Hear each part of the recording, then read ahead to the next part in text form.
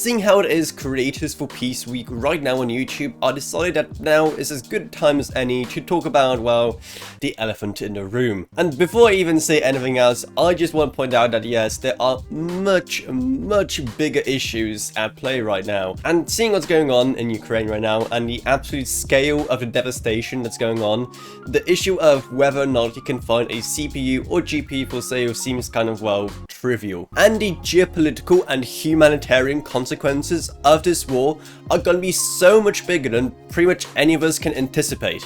But the thing is, I'm not an expert on humanitarian response or on foreign policy, as much as I like to pretend I am when arguing with people online. What I am an expert on is tech, so I guess I'll just stick to my lane and talk about that instead, because there's quite a few interesting conversations regarding that whole, well, topic. Now you might think that a war going on between two Eastern European countries really won't affect the global chip shortage that much, but the thing is, it might. And very soon, because as it turns out, Ukraine alone accounts for over 70% of the world's neon exports, and neon is absolutely critical for creating semiconductors, as that is the noble gas used by most lasers for actually engraving the circuits into the silicon. And other former SSRs, like say Russia, also produced a fair share of neon. And as you probably all know, the Soviet Union was pretty famous for its massive, giant, scary steel mills. Add to that the fact that countries like Ukraine, Russia, Belarus also export a lot of copper, nickel, palladium and other very important metals,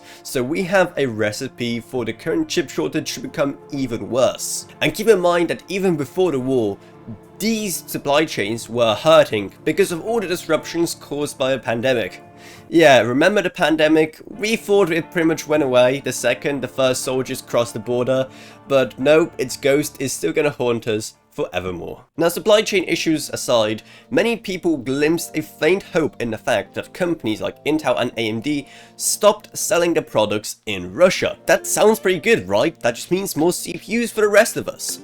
But it's not really that simple. Despite Russia having a fairly big population, these products never really sold well because of the very low wages there. Most Russians just needed a fast enough PC to play CSGO, and that's pretty much everything they needed. So we probably won't be seeing too many CPUs that were bound for the Russian market ending up on the shelves of your local computer store. And yes, semiconductor companies do make a fair share of profit from big Russian companies and Russian oligarchs. That is still nothing compared to what the Western market is like for these companies. And that's just the short-term effects. In the long term, we might see massive changes in the relationship between Russia and Western silicon. For ages now, Russia has been trying to create their own CPUs in order to be more independent from Western imports and also to, you know, prevent any Western backdoors from showing up in their PCs, and also to allow the Russian government to install their own backdoors. These Russian chips are nothing new and are only becoming better and faster every single